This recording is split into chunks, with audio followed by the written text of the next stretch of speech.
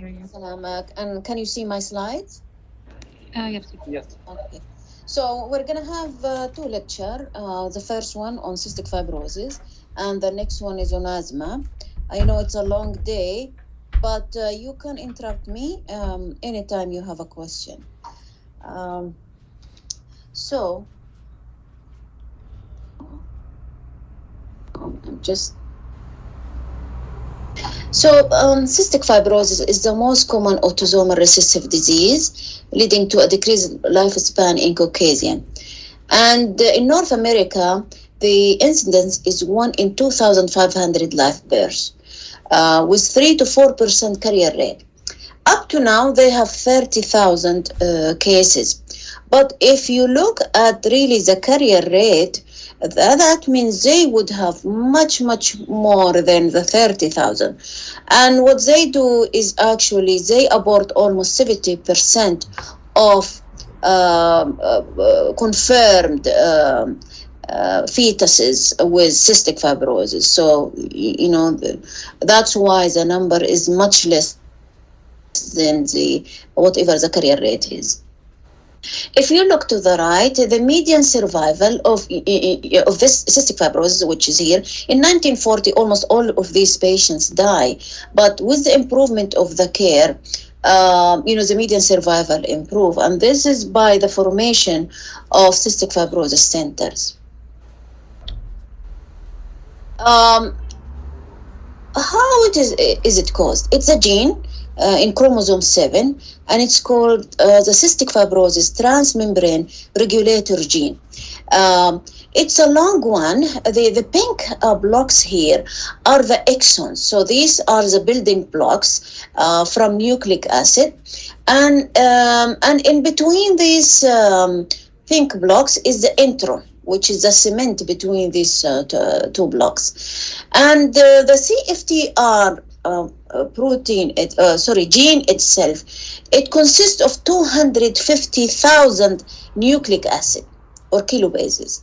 And it's a scan for a protein. The final net of this protein is called the CFTR protein.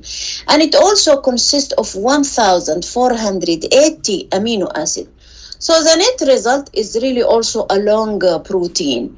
Its function is in the epithelial membrane, in any epithelial membrane in the body, which is mainly the exocrine glands in our body. And as you can see, it is convoluted on itself. And the function is mainly in the epithelial membrane. So if the left one is the airway epithelium, the normal airway epithelium, and the one on the right is the cystic fibrosis epithelium. So what happens, the CFTR protein is situated in the apical membrane of the epithelium. This is the airway epithelium. So the function is to shift the chloride from inside the cell to the lumen, and the water follows the chloride. So the secretion will be normal.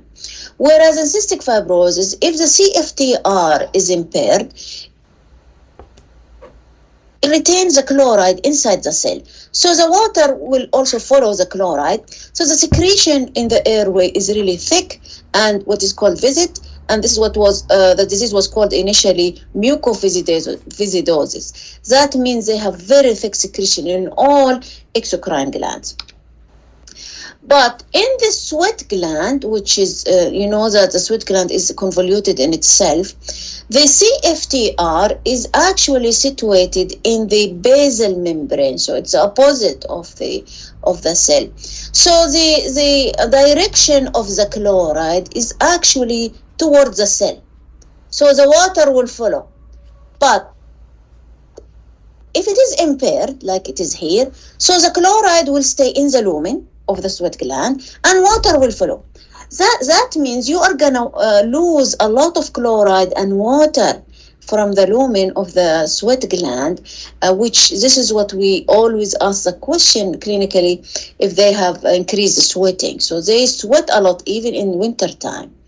And it may cause, especially in the summertime, if they lose a lot of chloride, it will cause dehydration and hypochloremia, hyponatremia, hypokalemia. So they may present in the summer mainly due to these conditions.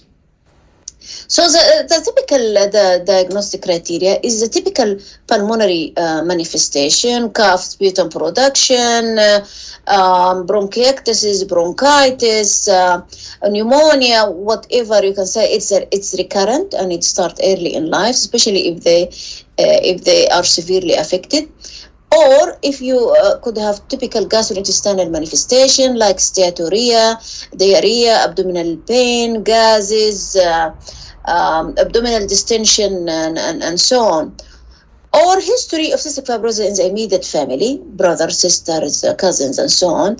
And so one of those three. And sweat chloride test concentration, because we are measuring the chloride in the sweat, more than 60 milliequivalent or millimole per liter, or pathogenic mutation in both chromosome or in both alleles.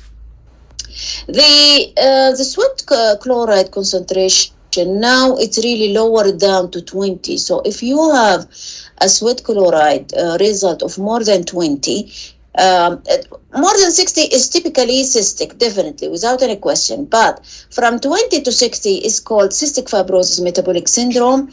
That means these patients need to be followed for life because they may become symptomatic at any time of their journey. This is the way how the sweat chloride test is done, is like a belt around it. This is a small a tube that collects the sweat. So they have to collect at least 20 grams of the sweat to measure the chloride. And of course, this is the genetic mutation detection. So if you imagine you have thick secretion in all exocrine glands, meaning pancreas, airway, gut, kidney is also an exocrine gland, the liver is an exocrine gland, the gallbladder is an exocrine gland. So all the cervical epithelium of the female is also an exocrine gland. A vast difference in the male is also an exocrine gland. So all exocrine glands in the body will be affected. So if we take one by one, if the obstruction in the airway epithelium, there will be obstruction. And of course, if there is obstruction, there will be no air will go into that area. So the bacteria like this condition, so there will be infection, bronchiectasis, fibrosis, and then most 95% of these patients die from pulmonary disease. If the obstruction, because of this thick secretion in the intestine, it will cause obstruction. So either early in life, like a meconium ileus, or later, after 5 days of age, we call it distal intestinal obstruction. It could be partial or it could be complete. And this is why you have to really watch this patient. The obstruction of the pancreatic duct, it happens in the first, the formation of the fetus, before the 3 months of age in the fetus. So if there is obstruction of the pancreatic duct, there will be, of course, accumulation of the pancreatic enzyme, and then there will be, it will get swollen, retained, and so on, and then there will be destruction. So according to the amount of destruction of this pancreatic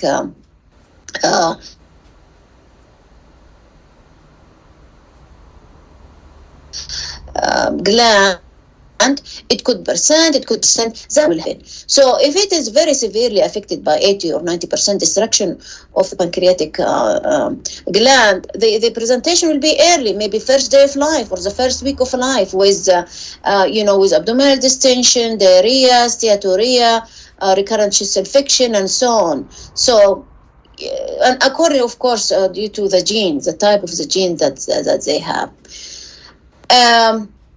And of course, when you don't absorb the food, there will be defect in the growth. There will be failure to thrive due to the malabsorption, and or they don't gain weight. sometimes, I mean, not necessarily they would have diarrhea or loose bowel movement. They may not, it's just they don't grow. So even if they don't have that history, just failure to thrive, failure to gain weight is also diagnostic. Again, another symptom is abdominal distension. If you don't digest food, you will have abdominal distension. Gases, passing gases, sometimes it's the only symptoms. It seems to be funny, but actually we ask in family history when we diagnose patient if there is any sibling or any relatives that they pass gases. Or abdominal distension and so on. So it could be the only presentation. Obstruction of the bile duct, which we call it cholestasis. It may cause eventually, initially it could be jaundice, so persistent jaundice early in life, like in the newborn period. It's very important. It could be due to cystic. So if you are rotating in unit or in emergency and so on, and you see a patient that he is jaundice, ask about the symptoms of cystic fibrosis. Of course, if you don't treat it and so on, it may lead to focal liver cirrhosis, and that's why any patient, any cystic, we do liver enzyme, and if it is high, we start patient on a medication called orthodeoxycholic acid to lyse and dissolve this bile substance so that it doesn't cause obstruction. Obstruction of the cervix in the female, it causes female infertility. Almost in 75% of females. And the solution is really very simple, is by injecting the sperm into the uterus. But if you don't know really this criteria, you may take these patients into in vitro fertilization and cost a lot of money to make them fertile. But if you really ask the question, these patients may only present after marriage, and they don't have that much symptoms, except that after marriage they don't reproduce, and they go to obstetrician and they do all these tests, and then they take them to in vitro fertilization, but they may not need it. If you just know or ask the questions, they could be cystic fibrosis patient. The other thing, in the male, it causes absence of vas deferens. What happens early in life, as we mentioned early in the formation, there will be obstruction of the vas deferens. So the sperm will die, will be killed early. So even 98% of cystic fibrosis males will be infertile. So you can see how bad is this disease for males. 98% they will be infertile. So these patients may present also late in life, in their 40s or 50s, but because they don't reproduce. So you have to put it in your mind and do a screening for cystic fibrosis and ask the proper questions. Again, increased chloride content in the sweat will cause dehydration. So if you are in emergency, for example, and treat a patient for dehydration, and he would improve, and then he will come back in another 2 days with another dehydration, always think about cystic fibrosis. So you can see how wide are the symptomatology, and it could be in any subspecialty. And if you are not aware of this wide presentation, you're going to miss these patients. This is a publication about how to improve the survival in our patients. And it shows you the management of these patients and their presentation and so on. In this publication, we have shown that there are 6 classes of how the cystic fibrosis happen in a basic defect wise. So the CFTR is produced in the nucleus of the cell, right? So if it is not produced in an enough number, it will not be able to travel to the airway epithelium. So class 1 is called when really the protein, the CFTR protein, is totally abnormal. So it will not get out of the nucleus.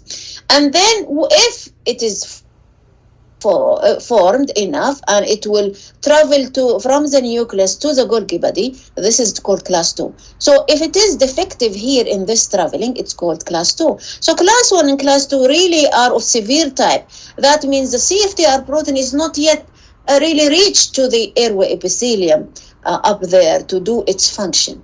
And then it will travel to the airway epithelium. So from the Golgi body up to the airway epithelium, if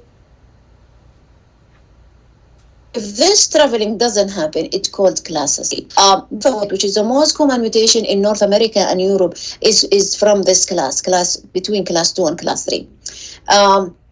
Class 4 is reduced conduction. So even if the CFTR arrived in the airway epithelium, it may not open the gate for the chloride, the shift of the chloride and so on. So again, there will be abnormality here. It's called class 4. Class 5, which is also down to the nucleus, is reduced amount of functioning protein. So even if it is normal, but it is of a small size or small number, of functioning CFTR, it will not function normally. So that class 5. Class 6 is the accelerated turnover. So even if they are produced, they may be destroyed before they reach the airway epithelium. So these are the classes. It's very important to know these classes because eventually the treatment is really depend on these classes. And this is again our publication on the genotype in Saudi Arabia. The most common mutation in North America and Europe is the deletion of phenylalanine as position 508 of the protein or the amino acid sequence. It causes almost 85% to almost 90% of the mutation in North America and Europe. Whereas this doesn't apply in the Gulf area or Saudi Arabia. Initially, more than 20 years ago, when we did our mutation, we didn't detect that much. And it's usually, when we send it abroad, it usually says it is negative and so on. But then we established our own mutational panel. And we did the sequence. If you look this, and I'm going to send you this reference and the presentation. The most common mutation, we don't have one single mutation. And why is that? That's because of consanguinity. So let's say Al-Anazi tribe, they marry Al-Anazi. So there will be a mutation only for Al-Anazi group. Al-Muteri also, they intermarry each other, and then they have Al-Muteri mutation and so on. So it goes on and on for all these tribes and consanguinity marriages and so on. And this is why we have actually 10 common mutation, this is in this page, that causes 80% of our mutation. So we don't have one single common mutation. But the most common mutation here is totally different. It was a new mutation that was described to the world. It's called 1418 deletion G, which is a deletion of guanine at position 1418 of amino acid of the nucleic acid sequence here, whereas in the amino acid sequence here, P is the protein sequence, which is a change of a substitution of glycine to glutamine at position 473 of the amino acid sequence. So you can call the mutation either by the nucleotide change or the protein change, which is the amino acid sequence. If you look here, this common mutation is only caused 17%. So it's not like 80% of the delta F in North America. This is the most common mutation in the Gulf area and only causes 17%. And then you will have 3 or 4 mutation here. Most of them cause between 10 to 12%. Delta F8, which is here, it's called phenylalanine, deletion of phenylalanine at position 508 of the amino acid sequence, it only causes 11%. So you can see the difference. They are 80%, we are only 11%. So whatever is the let's say the gene modifier that is gonna be discovered in North America or Europe, it may not work in our population. And this is why you really need to know what are the mutation in your country, so that you can apply the gene modifier. And this is a continuation of the table, to show you that almost 95%, you see, all of this mutation almost in 95 to 80% to 100% homozygous. That means, that tells you how much is the consanguinity. 90% of our mutation are of a homozygous. That means the mutation are carbon copy of each other. And also the accession number. This is the way you really want to find the mutation in OMIM, which is the main gene search engine in the world, that you just enter OMIM and put this mutation, and it will tell you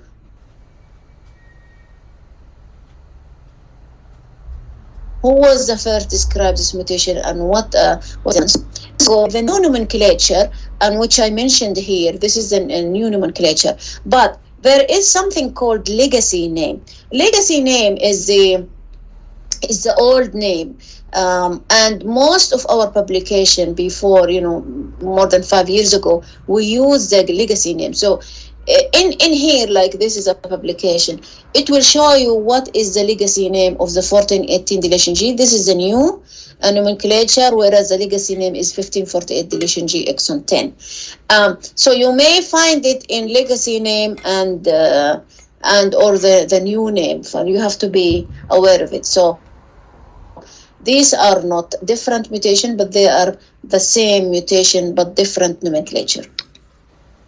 The most common bacteria early in life is the Staph aureus and Haemophilus influenza. It's very important to eradicate these bacteria early in life, even if these patients are not symptomatic. You may not do this in any of other disease, but in cystic, you have to eradicate these bacteria even if the patients are not symptomatic. Even if you find it the first day of life, you have to use antibiotic in these patients. Why is that? Because these patients cannot get rid of the bacteria. The bacteria will stay, and it will multiply,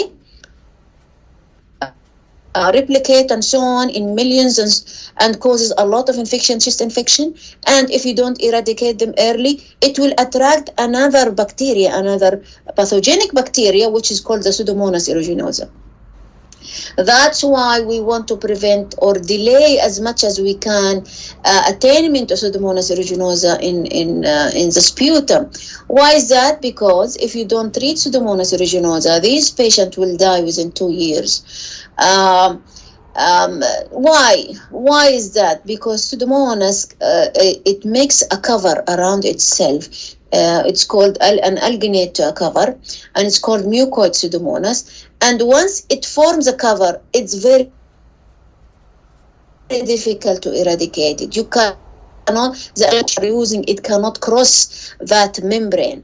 And the bacteria will continue to grow and will destroy the lung and so on. So once you have Pseudomonas aeruginosa, the destruction of the lung is ensured, okay? Definitely you will have continuous destruction of the lung, and that's why it's a flag. You have Pseudomonas, you really have to eradicate the Pseudomonas before they make the cover. So whatever you are doing to this patient, actually you are killing the bacteria that is not covered. So whatever is covered, the destruction will continue. So these patients will continue to have the destruction in their lung, and you will see in pulmonary function test it reflects, and you will see in chest x-rays they have severe bronchiectasis, and it will eat one part of the lung after another until they die from pulmonary destruction and pulmonary infection. And the only treatment after that is lung transplant, and it's not lung transplant is not available for everybody. So then it will come to the question is how do we treat these patients? So whatever treatment we are offering now is merely symptomatic treatment to improve their nutrition, to improve their malabsorption situation, to improve the infection and so on, and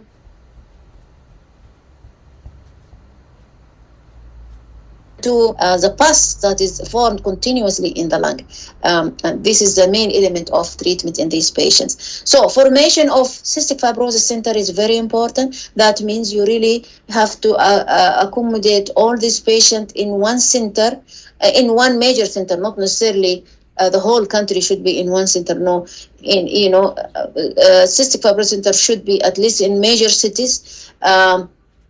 They should have a multidisciplinary approach, including nutrition, respiratory therapy, gastroenterologists, social services, and so on. And what they found, it really improved median survival. As you can see here, in 1975, only 10% of the patients survived up to 20 years, whereas when they formed the Cystic Fibrosis Center, in 1982, it raised to 50% of median survival. So it's very important that you have multidisciplinary approach to these patients.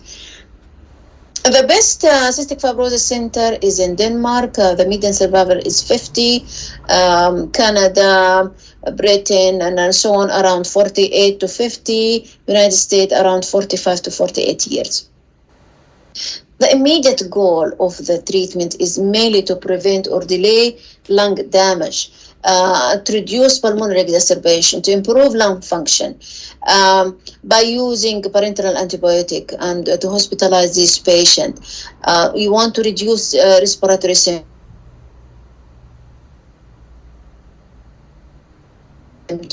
I mean, the ultimate goal is the function or the cure. But you really want also quality of life to these patients. So if you don't have the functional cure, you have to improve the quality of life to these patients by mobilizing these secretions so that they can breathe normally and so on. You know, these patients, what they are called, they die from drowning of their own secretion. So you will see them when they are admitted. They are walking, they come walking, but because they cannot get rid of their secretion, it will accommodate and they will have CO2 retention and they die. It could be within 1 to 2 days if you don't mobilize the secretion, if you don't really take out this secretion that is blocking their airway, and they die from suffocation. So the treatment is mainly pancreatic enzyme to improve the absorption of the food that you are giving to these patients. Otherwise, they die from malnutrition. So you could be a very rich family, but you have a patient with cystic fibrosis and die from malnutrition, which is really, sad. The other thing is the fat-soluble vitamin, which is vitamin A, D, and E, and K. Of course, prophylactic antibiotic, either by inhalation treatment with gentamicin and tobramycin, inhaled steroid, bronchodilator, nutrition rehabilitation is very important. So each element is really constitute around 30% of the management. So even if you are a physician and giving this patient IV antibiotic, you are only treating this patient by 30% only. You need really the respiratory therapy to mobilize the secretion, so that's a 30%. You need the nutrition to improve their nutritional status, so that another 30%. So you really have this multidisciplinary approach to this patient. And it shows that here you can see when they treated patient and the multidisciplinary approach, the median survival markedly improved, like it is here in the yellow line. So education is very important for the parents and the patient. They have to realize increasing cough of the patient, if it changes. They usually cough every day, and that we encourage that so that they can remove their secretion. But if it really becomes repetitive and obstructive, and the patient cannot eat and so on because they have the secretion in their mouth, they cannot spit it out. So it's very important that they start to do more chest physiotherapy. They start antibiotics that will be prescribed to them during acute attack. They increase the inhalation treatment. They do airway clearance technique and so on. So this is really a full-time job for parents. It's very time consuming. Each chest physiotherapy will last at least 1 hour. And these patients are almost in 15 medication, and that's for life. So it's really, really, really devastating to patients and families. Very time consuming. So for the genetic counseling, you have to counsel these families the first time you diagnose them, especially when you have the genetic study. So what you say to these families, it's very important to tell them that it's an autosomal recessive disease, that both parents are carrier. So it's not a mistake of the mother or a mistake of the father. It's coming from the family. And you have to draw them very, very simple drawings that I'm going to show you. What does it mean both parents are carrier? And you have to tell them that the chance of each and every coming pregnancy, it will be 25% that these patients will be affected with cystic fibrosis. You have to tell them that the only way to have a normal child is by pre-implantation genetic diagnosis and in vitro fertilization.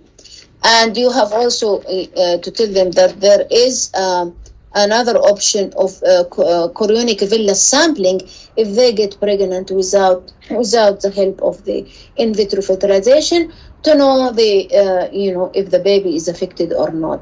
Of course, this is done readily in North America and Europe, and that's why we're saying once they know that the fetus is affected, they abort it almost in 75%. So we follow this patient around 2 to 3 months. We try to improve their cough by giving them antibiotic, inhalation treatment. We do chest X-ray at least annually. Again, blood work and immunization is very important in these patients, that you give them every immunization that is available in these patients. Also, we give them actually the monoclonal antibodies, which is called the palivizumab or the Synagis for the respiratory syncytial virus, the first 2 years of life. During the winter time for 5 months, starting September up to March, we give them monthly monoclonal antibodies for the RSV. We do basic ultrasound of the abdomen to see, as we mentioned, if the liver is affected. Sometimes they don't need to have symptoms. You will see that they could have liver cirrhosis, and it could be the only presentation actually in cystic fibrosis is liver cirrhosis. We have patients who had liver transplant from cystic fibrosis because they have liver cirrhosis, despite that their lung was normal. So, it's very important if you are a gastroenterologist to be aware to really screen these patients for cystic fibrosis. Pancreatic enzyme replacement is very important, and it is usually given half an hour before or within the food or half an hour after. And it's mainly the main content is the lipase. And you really don't need to see the count. How do we count the capsule and so on? But of course, they need the supplement of vitamin vitamin A, D, E, K. Nutrition is very important. You advise fatty diet. Normally we should eat less than 30% of our diet is fat, whereas in cystic we tell them to eat more than 40% of their diet as fat. So we encourage fat diet. Nasogastric tube is very important as a tool to improve their nutrition, because this disease actually causes loss of appetite. So whatever food you are gonna offer, they don't eat. It's just they stop eating. So the only way to really force feeding is by putting NG or gastrostomy tube. NG can be placed, we can teach the patient even at 5 years of age how to place it overnight and then take it out when they go to school and so on. And by the feeding pump, it can run overnight over 10 hours. This is the gastrostomy tube.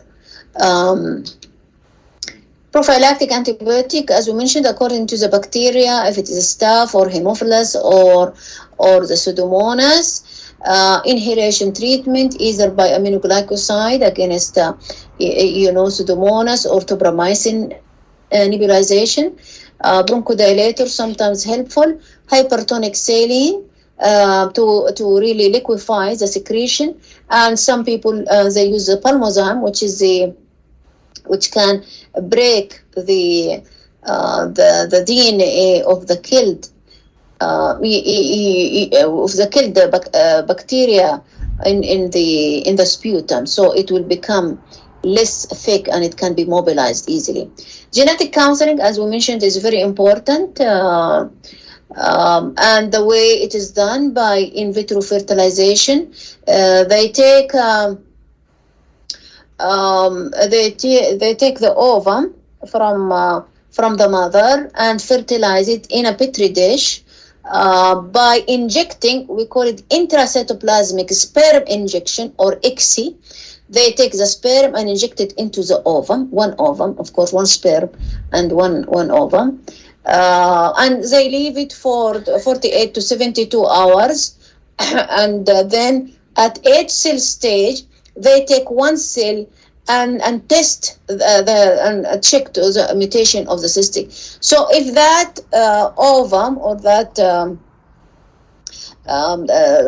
product is carrier, or non-affected, they will take it and implant it into the uterus of the mother. Whereas, of course, if it is affected, they don't. They just throw it. They don't put it in. So they have to know that each and every pregnancy is a chance. If it is normal pregnancy, I'm not talking about IVF, 25% will be affected, 50% will be carrier, and 25% will be normal. So this is what I'm telling you about the drawing. You draw that both parents are carrier, and you show them what does it mean carrier, what does it mean affected, and what does it mean normal.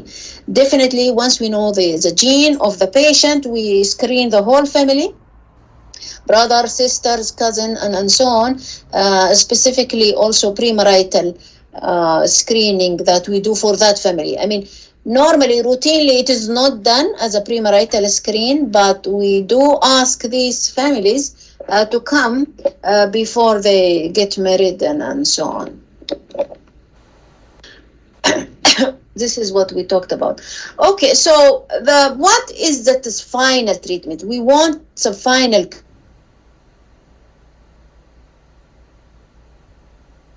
cure. Whatever we're doing, if they have malnutrition, we do force nutrition to them. If they we mobilize secretion and so on. So that's mainly what we are doing, but it's really a tedious care for these patients. They really have to take almost 10 to 15 medication a day. For a pediatric patient, it's really frustrating. So the cure is the gene therapy. You know, the gene therapy, since they discovered the gene in 1989, they started to really have multiple trials on gene therapy. Initially, the experiment wasn't successful, so only like for the last 5 to 7 years, yani after 20 years of the discovery of the gene, they were able to find a cure. So what is this cure? We have 3 medications available in the market. Calidico or ivacaftor, it can be given at 4 months of age, but this is the problem. It's only useful in certain mutation. It's called the S549R. This S549R, if you remember the first table, it only consists in our mutation around 3%. So only 3% of our cystic fibrosis population will really benefit from this ivacaftor. But let us come to the second one, which is the Symdeko, and consists of tezacaftor, ivacaftor, and it's given at 6 years of age. And this is called gene modifier, and it binds to different sites of the CFTR protein and have an additive effect in facilitating the cellular processing and trafficking of select mutant form of CFTR. So this is the thing, it only works, this Symdeko, in homozygous delta F508. So this is what we are saying. This delta F508, it consists of 89% of their population, but it's only 10% of our population. So even if we get this gene modifier, only 10% of our population will benefit from this gene modifier. So let's come to the third medication, which is the Trikafta. It's an elixacaftor, tezacaftor, and ivacaftor. So 3 medication together, and it's given starting at 6 years of age. And this works on if you are compound heterozygous. That means if you have just one allele of delta F508 and the other allele is anything else, it can be effective. So again, to have that, well, regardless, this Trikafta again is only useful in 10% of our population. So with the total, I mean, this could be really a savior to the whole world cystic fibrosis population, but it's not savior to us. It's only gonna save 20% of our population or less than that. So this is why we really need to, I don't know, to make a research or to try this medication in the different mutations that we have and see if it is effective or not. Of course, this is a very expensive drug. Each patient, okay, for the Trikafta or for the ivacaftor or for the Symdeko, it costs 1.25 one and a quarter million of a million, sorry, 1 million per patient per year. So if we have 400 patients, let's say, which is that what we have, so it's gonna cost us, if we're gonna use it, around 400 million per patient per year. So you can, and this is a lifelong treatment, so it's really expensive.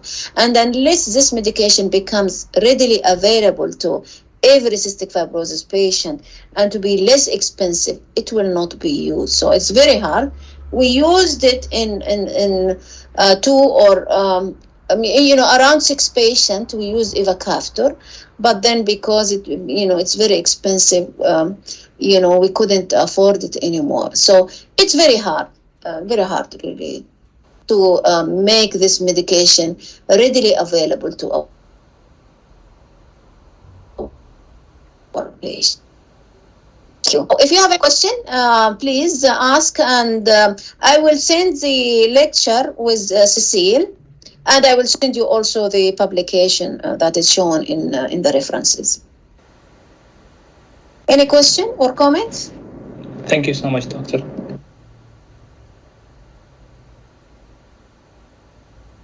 Do we proceed for the next? Yes, please. Okay.